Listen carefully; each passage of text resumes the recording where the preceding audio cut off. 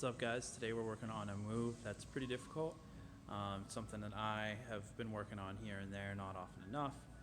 Involves some coordination, balance, strength, and combining all those things.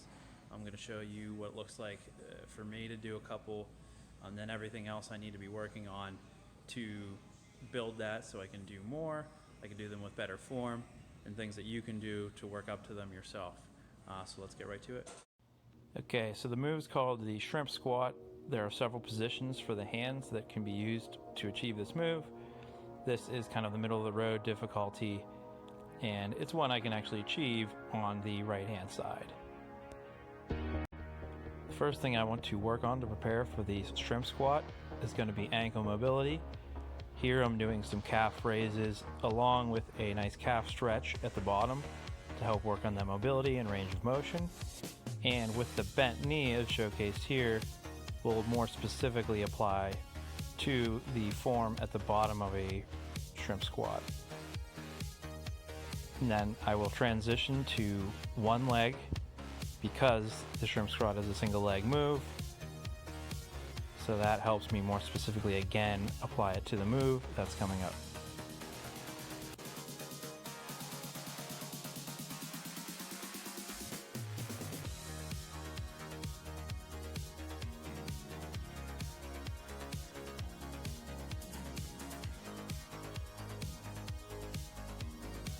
Second mobility warm-up I'm doing for the shrimp squat is to stretch the hip flexors.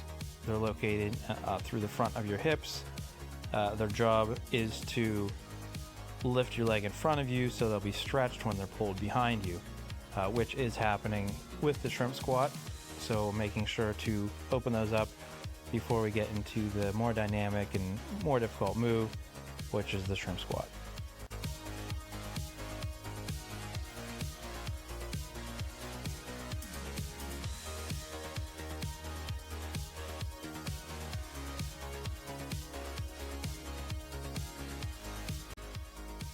Another great exercise is going to be the sit to stand.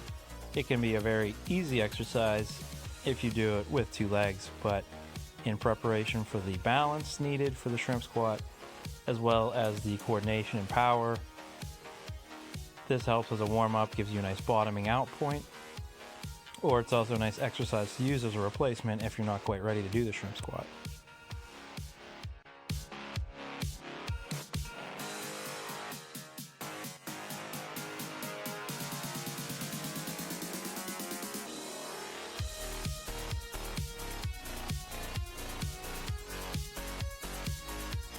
This is known as a Bulgarian split squat, and this exercise does a great job of simulating a lot of the move minus the need to bring your hand behind you and hold the leg, and gives you a little more stability because you do have that extra point of contact with something behind you. So it's a great exercise to prepare for the shrimp squat.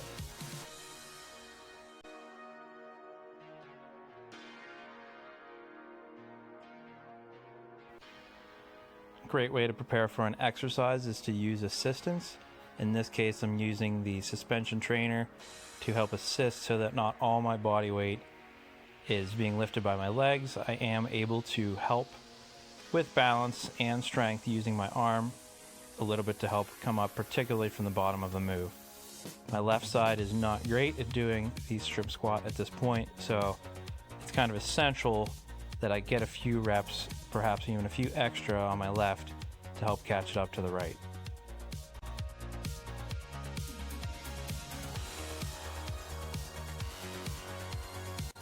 And finally, since I can't perform the full move on my left side, I'm going through some limited range of motion repetitions, dropping to an elevated surface until I can achieve the move fully.